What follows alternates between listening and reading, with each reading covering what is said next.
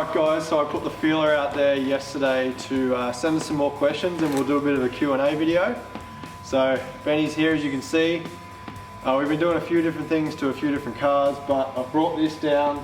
We're going to go for the actual first drive with the LS coils, the new turbo setup. So if you've been living under a rock and you don't know what's been happening with this, all new custom turbo manifolds, new turbo GDX 3582, new intake piping, custom LS coils with an awesome little coil driver with two-step and a spark cut rev limiter as well as the two-step. So yeah, I haven't actually really driven this since I did the coil, and that was probably about, I don't even know how long ago. I've been kind of tinkering away, but I figured Ben's here now. I've done a couple of short little drives like to take it home to make room for other cars. The surf's on the hoist at the moment. So I've done a little bit of a tune, but obviously Benny will tidy this thing up, and hopefully we'll go show off some two-step and see how this thing sounds and boosts and all that stuff, hopefully. Alright, so I guess I'll start at the top and just work our way down. So Jeremy Ficara says, what made you start filming yourself working on your cars? And love your videos, man. Thanks, man, appreciate that. So what made me start was basically my girlfriend at the time, now my wife, said, you know, you do all this stuff all the time, all this crazy stuff, why don't you actually film it and kind of show people in the world? So I kind of did a video ages ago, one of my first ones. It was just like thrashing this around, no talking, nothing. And I just put it up on YouTube. I came back a year later and it had like, you know, a few thousand views and there was like a couple of hundred subscribers. I'm like, oh, okay, well there's obviously some kind of market for this. So, you know, I'm a pretty kind of introverted guy. I'm, you know, always been kind of shy, so I've never been one to kind of get on camera, but look at me now. So yeah, then it just took off from there, started doing stuff, and you know the knowledge base progressed, especially on the tuning side, thanks to Ben, and a lot of the mechanical kind of specialist mechanical stuff like diffs and gearboxes and bearings, all that kind of stuff. And you know, now we've got the space at the workshop, so, and I've also always liked video editing and audio engineering and all that stuff, so why not? And she's still your wife. Yeah. That's a good plus. Yeah, you can answer this one, Benny. So Brandon Tazzy says, where can I find a credit card with no limit? I think if you look hard enough, the right person will give you no credit limit. The question is, what's the interest and how you're going to pay it off? So, there you go. Matthew with Jizma. Number one, he's got two questions. Number one, are you or Ben going to do a video on how the Hilux piggyback ECU works and what piggyback you used? I can answer that one. Yes, we will. The piggyback was a Chip Talk Exceed. I think we did mention that in the video, but I will do a video. Is it about the surf or the Hilux? Is that Hilux TRD or Hilux Surf? I think this Hilux. Oh, okay. Well, we'll answer both of those. So, the TRD was a Chip Talk Exceed. The Hilux Surf, the diesel one, is a Uni-Chip. Yes, we will do a video. It's on the list of videos. Yes. What I plan to do is hook it up onto an engine simulator. So I've just borrowed that off Carl. We'll hook it up to a scope and I'll show you sort of how the signals work and why you use it and what it does. So yes.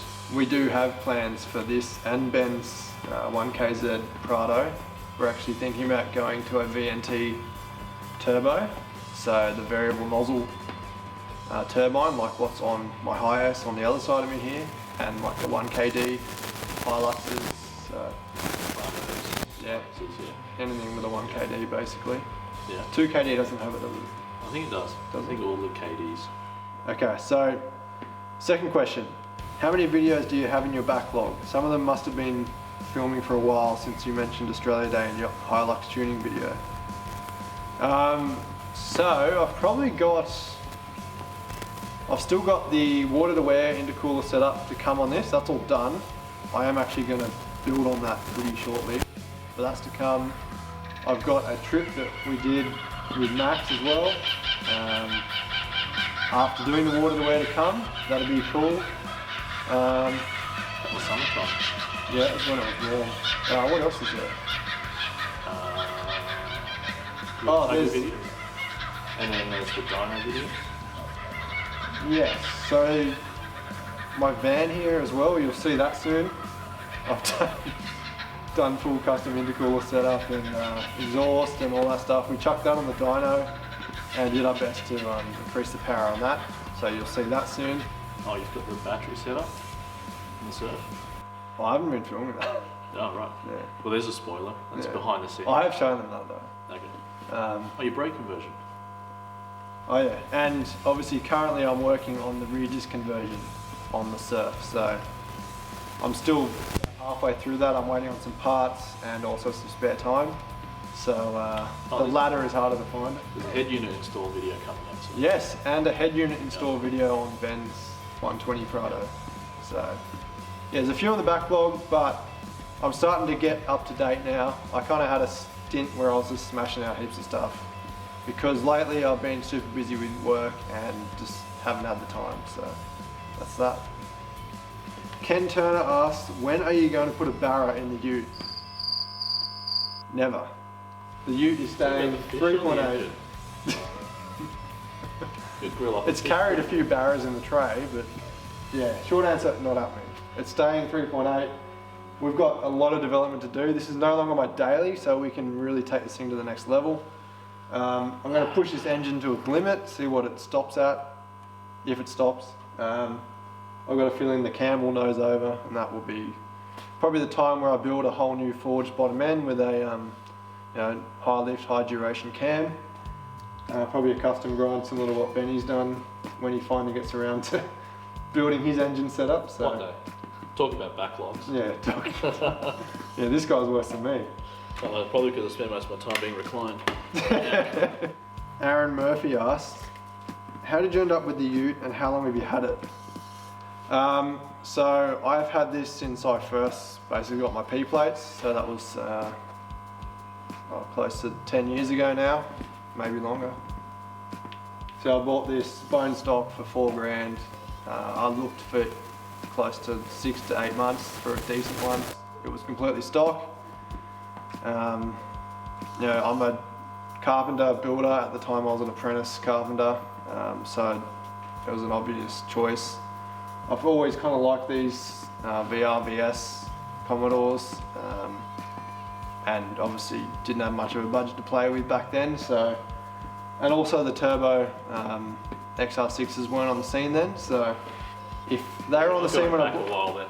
Yeah, if they were on the scene when I bought this, I probably would have opted for the XR6 turbo, to be honest. But yeah, these are awesome, and yeah, it's just gone nuts since then. So Ryan Miller asks, what's next after the ute is finished? Okay, well I'll stop you right there. No car is ever finished, but well, I used to think for the moment this was finished because I was dailying it and I was pretty happy with it, but now that I'm not dailying it, it's going to be just race car. So it's only just beginning, but this latest saga is finished essentially. We'll find out when we go for a drive very shortly, but for the moment it's finished. I've just got a couple of things to tidy up, then we'll get on the dyno when we've both got some time. See what it makes. We've got to run the meth injection setup in and all that stuff. And then, as I said, we'll probably go to a forged bottom end eventually when we find the limit. I'd like to be getting kind of 600 horsepower from this pretty reliably, which is pretty doable with a decent build bottom end. The turbo can flow that now, so that's no drama there. I'll probably do an upgraded fuel system pretty soon. I'm going to need bigger injectors. I will need a bigger fuel pump, so I'll probably go to a surge tank setup similar to what I've done in the FOS, but I'll probably have it in the tray.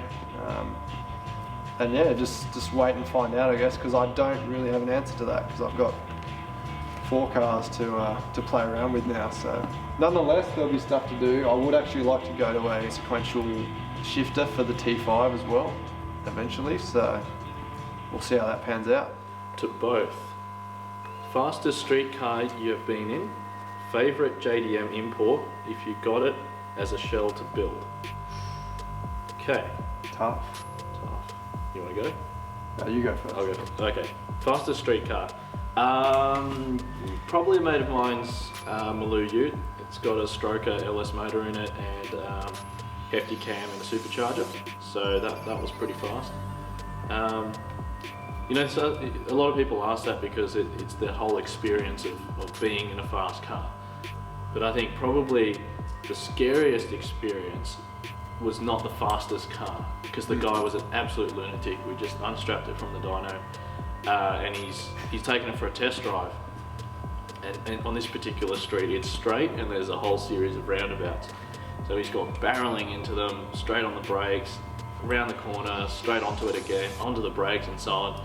I'm still here to tell the story, but that car drove back in after the test drive. The engine oil was totally cooked after about 15 minutes. The lifters were noisy and the brakes were blue, and I'm pretty sure I shat myself. So yeah, sometimes it's not always about the power, it's the nut behind the wheel. So yeah, that was a LS. That was also a Ute actually, an LS1 Ute. Okay, favorite JDM import. Probably an R32. I really like a 32 as a whole car. A coupe 32. I like the look of outside of a 33 and inside, but it doesn't quite have that retroness about it. So a 32 with all the retro things from the time, you know, the Greddy Profec B or whatever they were, and the AFM with all the little dials and stuff. Yeah, something like that. Yeah, I think so. Coilovers and that, and something that's not a total shitbox like they were when we first got our license. That's all you could get forward. Alright, for me, fastest street car. Again, not the most high powered, but shit, I don't know. I'd probably say, and again, it's also the nut behind the wheel, but probably Andrew's, not that Andrew's a nut, he's actually pretty chill behind the wheel. So it's probably a tie. Andrew's 300 kilowatt Dyno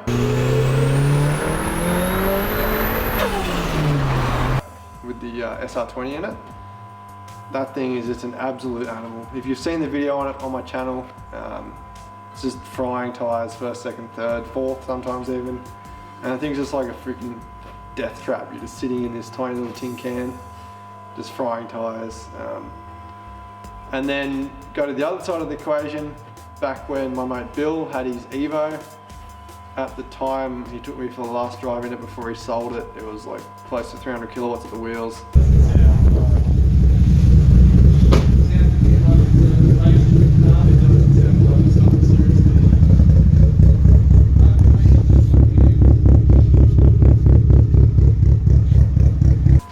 But Bill drives like an absolute animal. And I've never been as scared in a car, similar to your experience. The man can fucking drive though, and that thing was scary fast. Lucky I had a roll cage to hang on to, but yeah. And I suppose JDM car to restore. There's a lot that come to mind, but I would say maybe an RX-7. I don't know, I really love the rotaries. Oh yeah. I don't know, it'd be pretty cool. Like, I love the FDs, and you know, maybe the model before that. RX-3. RX-3s are pretty cool. Yeah, RX-3s, actually, I don't know, there's so many good ones, like even the old Dynos. There's something cool like that, but I'd say I do really like the rotaries, and I'd love to have one, as long as it's built properly, especially the engine. So, yeah, I'd say probably that. So Alec Tilt Hines, so how much horsepower has Toby at the back wheels now since all the upgrades, and on what PSI boost level? So no idea. We're about to take it for the first drive, so Stay tuned. Stay tuned. But I reckon, well, last time on the dyno, I think the minimum power it made was like close to 200 kilowatts at the wheels, 0 degrees ignition advance on 10 PSI. Leaning out. Yes. Yeah. So with this thing with the VE map all dialed in and, you know, a pretty decent timing table in it. I don't see it hitting shy of high 200s, low 300s straight off the bat, I'd say, with this turbo. So, and boost wise, we'll be running probably 15 pound minimum and up to maybe 22, 24. See how the engine likes it. Yeah. So see what it can take. yeah, we've got head studs, we've got metal head gaskets. Yeah, wait and see. I'm actually really keen to get this back on the dyno. So, okay, so Joshua Clark asks, why did you go with the built G-Force T5 rather than a T56 or TR6060?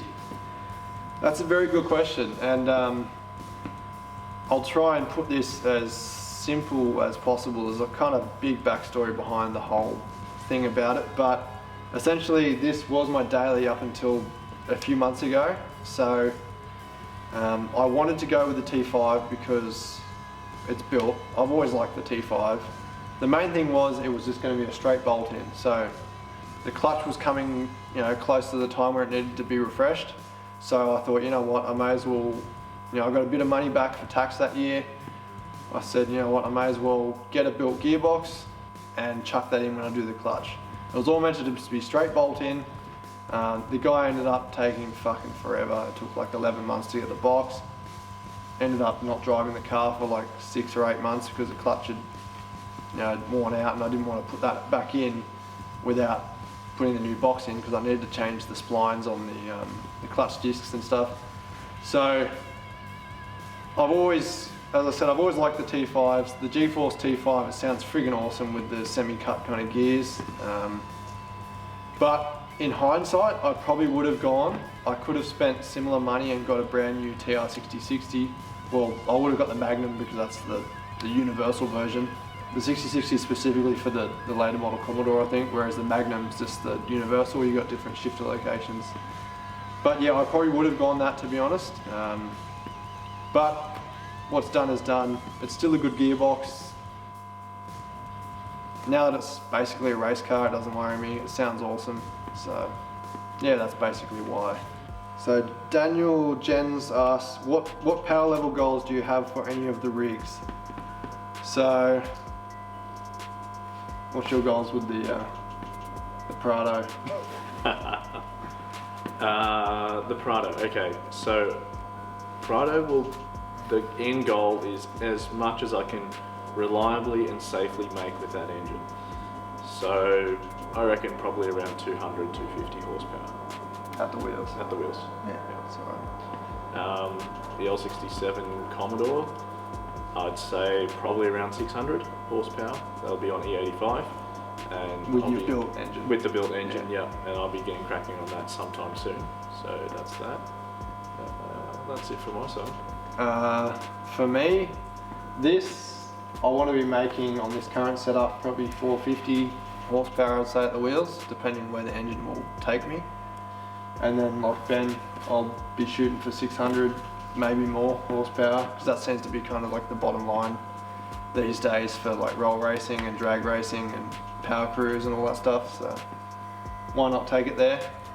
Subaru, still need to get onto that and get that thing dynoed. It should be able to make, with its current turbo, about 350 kilowatts at the wheels, so about 450-ish. Yeah, 450-ish horsepower.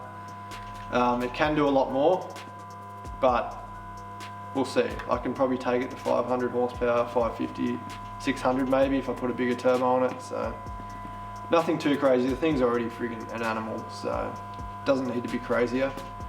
The Surf, similar to Ben, probably 200 horsepower I'd be happy with. Same deal, we'll see how the old 2L takes it. I think with the VNT turbo we'll be able to have the best of both worlds, the low down spool, and then open the turbo up top to flow a lot more. So there's also like mods to do with the cam and other engine mods to help it breathe a bit better, so there's that. And the van, yeah. Whatever. We can probably make maybe 150 kilowatt horsepower. Horsepower. No, we can make more than that. It's a daily. We can make more than that. We'll make 200 in that one. Oh, alright. 200. Watch this space. Yeah. Reese. When are you going forged internals, lump stick, and big boy power? Okay, so forged internals, very, very soon for me. That's my engine that's being built. And I think we already answered the forged internal question. Yeah, it will happen. Yeah. I'm in no major rush because I've got many other things to do, but it will happen. Definitely. Yeah. Lump stick.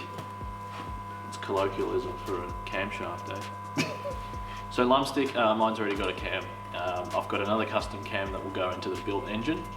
So that will be with the built engine. Camshaft for you?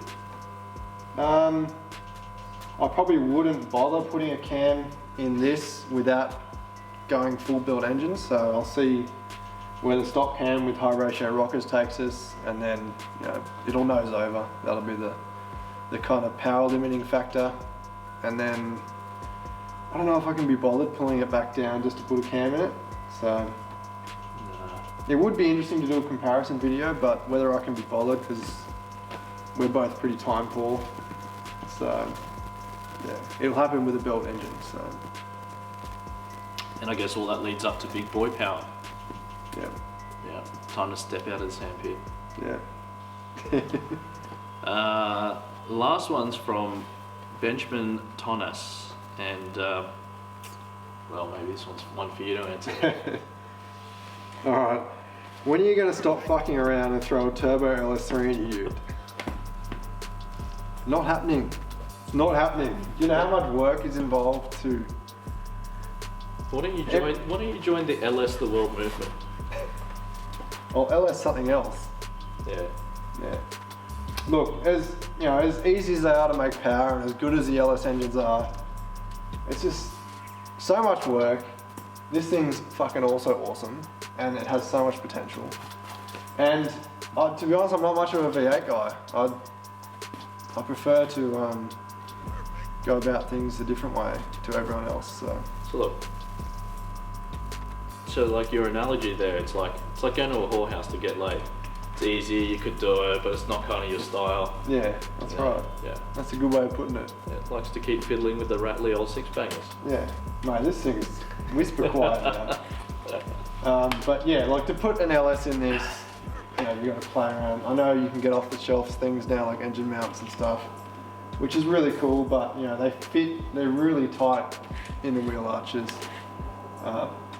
And then routing turbo manifolds again, it's just super tight, the heat build up, and everything's made to suit this engine, like all the pipe work, everything. Like it's just, people don't think about that. It's not as easy as just slapping an engine in. You got to rearrange everything. This car's also engineered for all this stuff, so yeah. As cool as it'll be, it's not gonna happen. So we'll make big power on this. So I think that's just about it. Might be. We might actually get to drive this thing yet. Yeah, I think so. Oh. All right, well, thanks for the question, guys. Hopefully we answered them.